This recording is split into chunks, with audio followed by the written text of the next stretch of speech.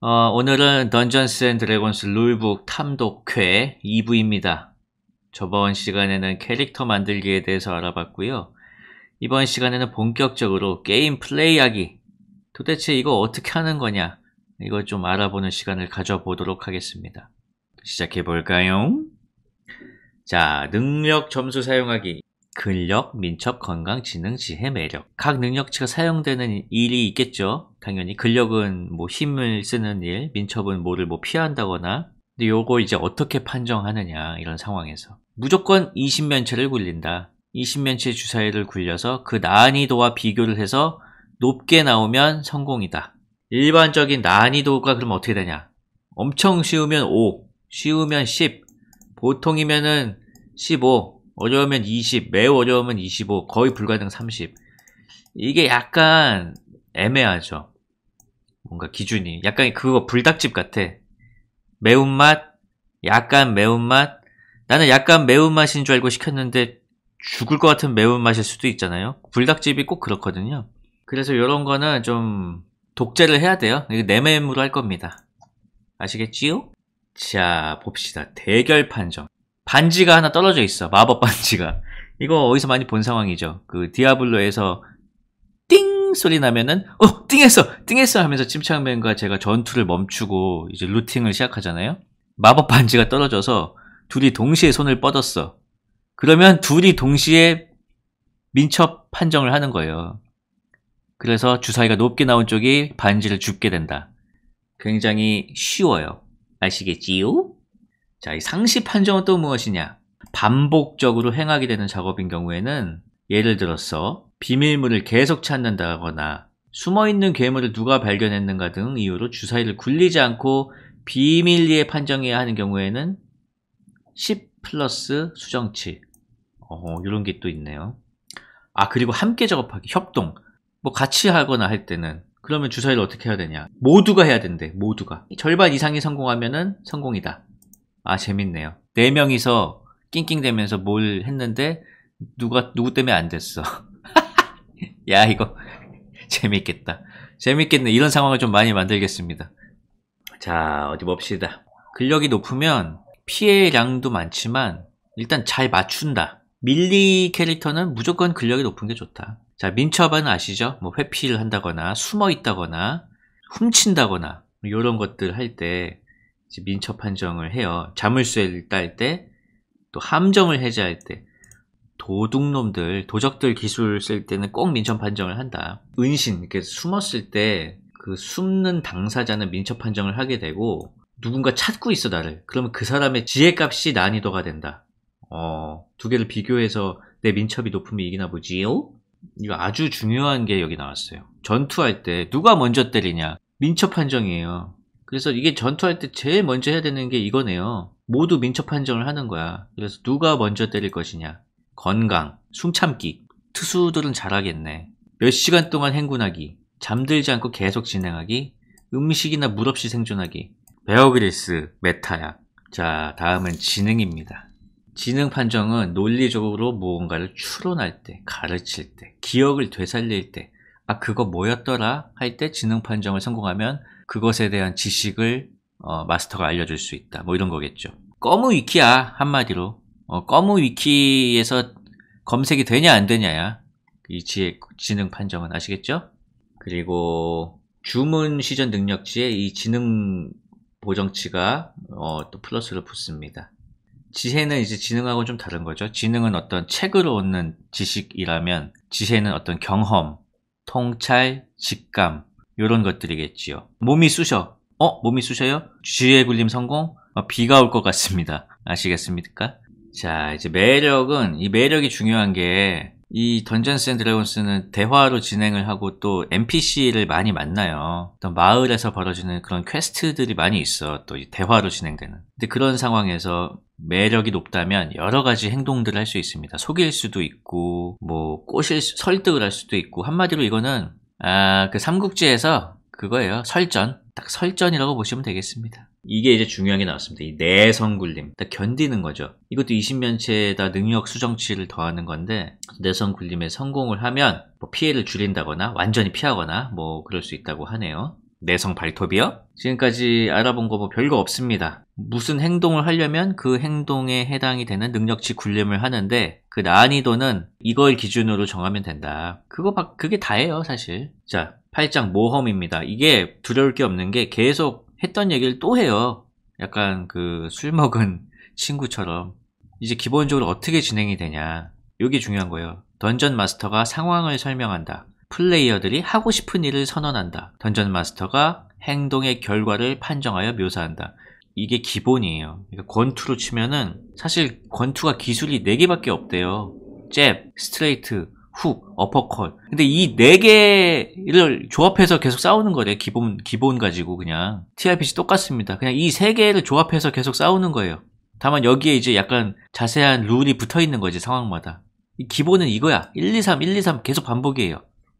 이게 중요한 게 또 나왔습니다. 중요한 거. 이거는 정말 화가 나네요. 15마일. 1마일이 1.6km인가요?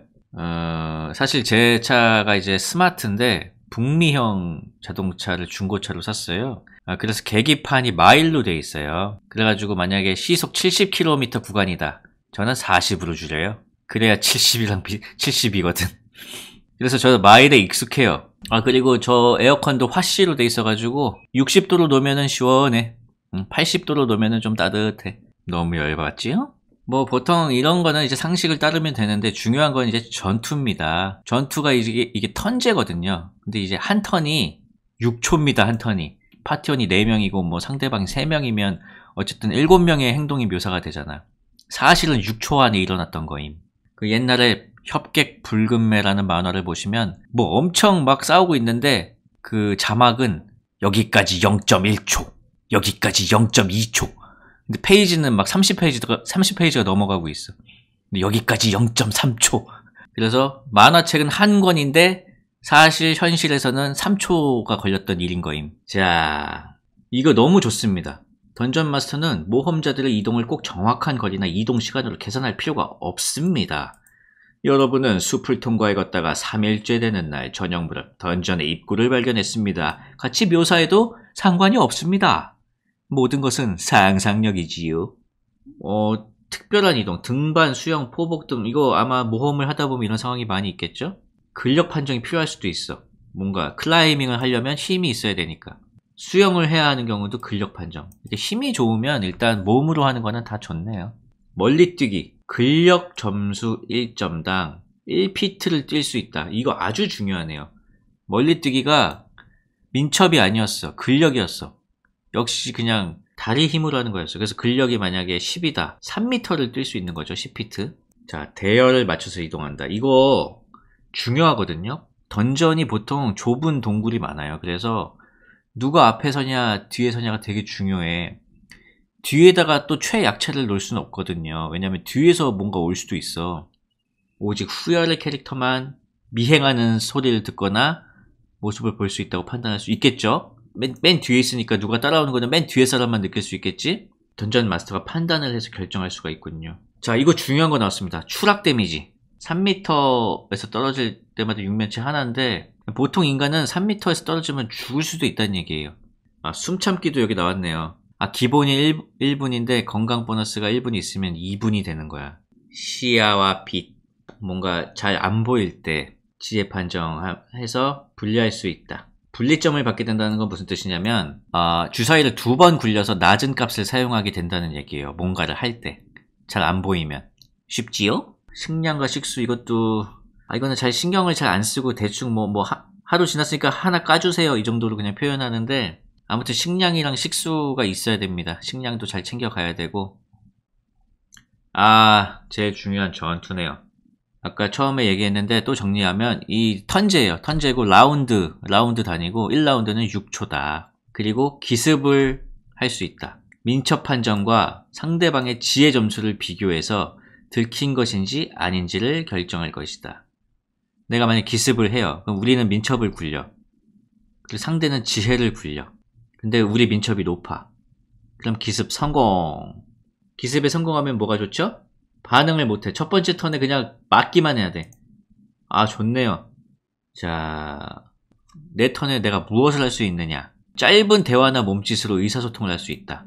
이동이나 행동을 취하면서 주변의 사물 중 하나를 간단하게 조작할 수 있다. 적에게 다가가면서 내 무기를 뽑을 수 있다. 뭐 이런 간단한 행동. 그래서 이거 보니까 이 D&D 5판은 무슨 헥사 타일처럼 바닥에다 깔아놓고 정말 말들을 이렇게 움직이면서 하더라고요. 근데 저는 그거를 개인적으로 안 좋아하거든요. 그게 상상력이랑 그래픽 카드를 되게 제한시켜. 그래서 저는 그냥 싸우고 싶어요. 그냥 뭔가 상상으로 상황을 묘사해서. 그죠. 구경하는 사람한테 직관성을 주긴 하겠죠. 근데 제가 늘 얘기하거든요. TRPG 그 방송할 때. 다 눈 감으라고. 고민을 좀 해보겠습니다. 그러니까 이게 엑스컴하고 되게 비슷해. 움직인 다음에 경계를 취할 수도 있고 뭔가 문을 딸 수도 있잖아요. 그리고 질주를 하면은 2배 움직일 수 있지만 행동을 못 하겠죠. 이거는 그러니까 엑스컴하고 비슷해. 이동하고 행동이 가능하고 너무 복잡한 행동은 2번 이동까지 다 사용을 해야 되고 행동 후 이동도 가능하고 조금 움직이고 행동하고 조금 더 이동하는 것도 가능하고 명중 굴림은 상대방의 방어도 이상이면 된다. 보통 어떤 행동을 취할 때는 그 난이도를 넘어서는 게 목표지만 전투할 때는 상대방의 방어도를 넘어서는 게 기준이 된다. 5피트 내에 들어가면 근접 공격을 할 수 있다. 절반 엄폐랑 완전 엄폐가 있어. 완전 엑스컴이야. 자, 피해와 치료. 치료는 보통 이제 사제의 큐어 라이트 운스 같은 주문이나 치유 물약으로 즉각적으로 회복할 수 있다. HP가 빵이 되면 바로 죽는 것이냐? 즉사하게 됩니다. 너무 큰 피해. 그러니까 마이너스까지 떨어진 거예요. 내가 HP가 3이야. 근데 4 이상의 데미지가 왔어. 즉사입니다. 근데 딱 0으로 딱 떨어졌어. 그러면은 무의식 상태로 쓰러져요. 그러면 자기 턴마다 죽음 내성을 굴려야 돼. 20면체를 굴려서 10 이상이면 산 거고 9 이하면 죽은 거야. 누구 한 명 죽었으면 좋겠다. 우리 파티 중에. 근데 3번을 성공했다? 이거 살아남. 근데 3번 실패했다? 사망. 근데 만약에 1이 나왔어. 죽음 내성을 굴렸는데? 그러면 2번 실패한 걸로 친대. 야, 이런 상황은 꼭 한번 제발 나왔으면 좋겠네요. 내가 때렸는데 상대방의 HP가 0이 됐다. 그러면 내가 선택할 수 있대. 그러면 기절시킬 수도 있어. 그러면은 포로로 잡아서 뭐 신문을 하거나 할 수도 있겠죠? 꼭 죽일 필요가 없어요. 늘 손오공이 하는 말이 있잖아요. 베지터한테. 죽일 필요는 없잖아. 끝났어요. 자, 지금까지 모험하기 이제 20면체를 굴려서 하는 어떤 판정들과 전투에 대해서 알아봤습니다. 어렵지 않네요. 세세하게 정해져 있는 부분들이 있긴 한데 어떤 난이도를 이제 제가 설정을 하면 되는 것이고 그리고 민첩성에 따라서 먼저 움직이고 뭐 기습을 가하거나 또 HP가 0이 됐을 경우에 또 여러 가지 상황들이 죽음 내성을 굴려야 한다는 거 그리고 데미지에는 여러 가지 속성들이 더해질 수 있다는 거 뭐 이런 것들을 알아봤습니다. 뭐 대부분의 게임들이 이런 던전스 앤 드래곤스 같은 것에 영향을 많이 받아서 뭐 디비니티라든지 엑스컴이라든지 뭔가 이렇게 읽고 있으면 생각나는 상황이나 게임이 많아서 그렇게 낯설지는 않아요. 그래서 좀 더 편안하게 할 수 있을 것 같다는 생각이 듭니다. 자, 오늘 수업은 여기까지였고요.